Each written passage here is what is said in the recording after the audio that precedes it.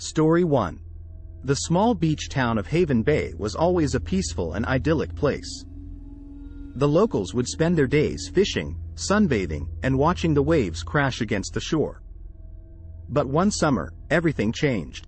It started with strange sightings of a massive creature lurking in the depths of the ocean. Some claimed it was a shark, others a giant squid. But as more and more people disappeared without a trace, the truth became clear. There was a sea monster terrorizing the town. No one knew where it came from or what it wanted, but fear consumed Haven Bay.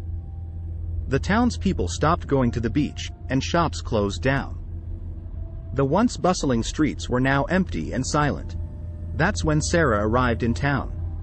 She was a journalist from the city, sent to cover the story of the sea monster. Sarah was skeptical at first, thinking it was just a hoax or a tall tale.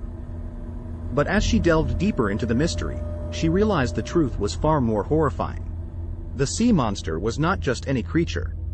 It was an ancient being, summoned by the townspeople years ago in a desperate attempt to protect Haven Bay from invaders. The creature had grown angry and vengeful over the years, and now it demanded human sacrifices to appease its hunger. Sarah tried to warn the town, but no one listened. They were too scared to leave their homes, let alone face the monster. So Sarah decided to take matters into her own hands. She ventured into the ocean, determined to find the monster and stop it once and for all. Sarah swam deeper and deeper into the ocean, her heart pounding in her chest. She knew the sea monster was close, she could feel it. And then she saw it, looming in front of her. Its massive tentacles reached out towards her, its eyes glowing with a malevolent intelligence. Sarah felt a surge of fear, but she fought it down. She had to be brave. She had to stop the monster. She drew her weapon and charged at the creature, slashing at its tentacles. The monster roared in anger and pain, but Sarah didn't give up. She kept striking, over and over, until the tentacles lay motionless in the water. Sarah breathed a sigh of relief. She had done it. She had defeated the sea monster. But then something strange happened. The monster's body started to glow, and Sarah felt a strange energy flowing into her. She tried to resist, but it was too powerful. She felt herself losing control of her body, her mind becoming cloudy. And then, the sea monster spoke. Its voice was not a growl or a roar, but a soft, insidious whisper. "You have done well, Sarah. You have freed me from my prison, and now I will use your body to continue my reign of terror. You will be my vessel, and I will be your master." Sarah tried to fight back, but it was too late. The sea monster had taken over, and she was powerless to stop it. She felt herself sinking into the darkness, as the monster's malevolent laughter echoed in her mind. And as she disappeared beneath the waves, the people of Haven Bay watched in horror as the sea began to boil and churn, and strange, monstrous shapes began to rise from the depths. The sea monster had not been defeated, but had only been unleashed upon the world once again. The town of Haven Bay was never the same again. It remained abandoned, haunted by the memory of the sea monster and the journalist who tried to stop it. And to this day, if you listen closely, you can hear the creature's sinister laugh echoing across the waves. Story 2. The waters of the Pacific Ocean were dark and foreboding as the research vessel, the Leviathan, made its way deeper into the abyss. The crew, consisting of marine biologists, geologists, and a few seasoned sailors, had been at sea for months in search of something elusive, something that they believed could change the world. Their search had led them to a place in the ocean that was deeper than any human had ever explored. The pressure was immense, and the water was so dark that it felt like they were traveling through a void. As they descended further into the depths, strange things began to happen. Equipment malfunctioned, and the crew started to experience strange hallucinations. They heard whispers in the dark, saw shadowy figures moving just beyond the edge of their vision. They knew they were not alone. The scientists believed that they had stumbled upon a new species of deep-sea creature, but as they ventured further, they discovered something much more sinister. The water began to turn red, and the crew started to disappear one by one. The survivors soon realized that they had disturbed something that had been slumbering for thousands of years. A creature so ancient and so powerful that it had the ability to control the minds of those who dared to venture too close to its domain.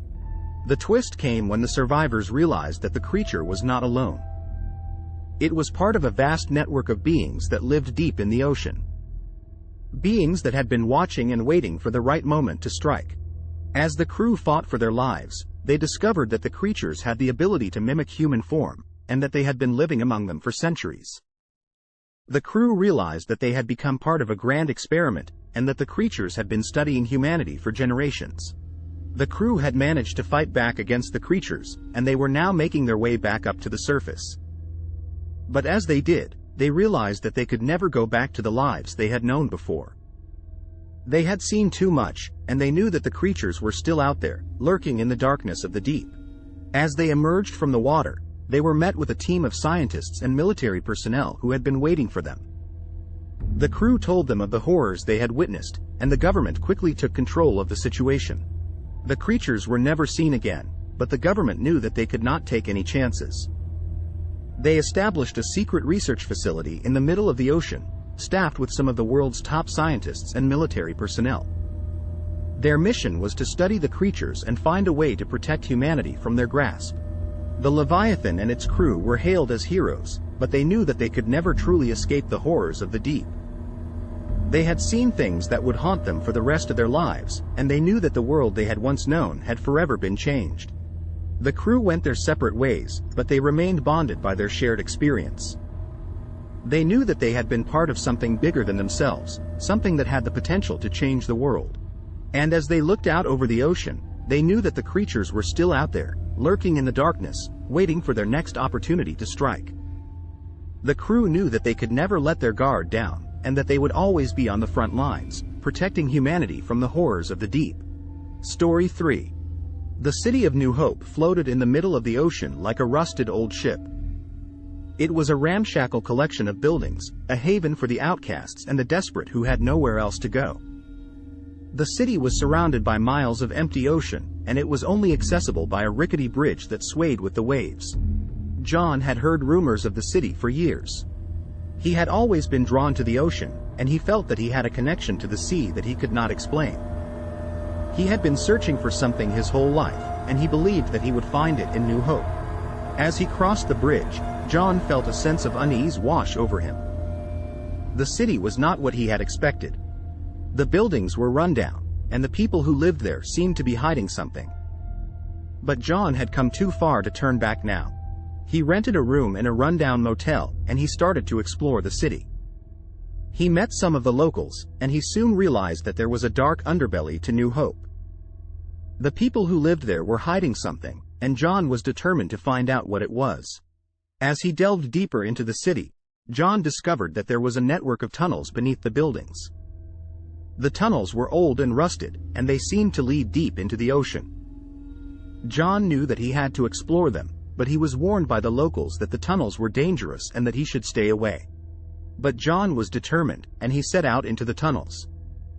As he moved deeper into the darkness, he began to hear strange noises. He heard whispers in the dark, and he felt the touch of something cold and wet against his skin.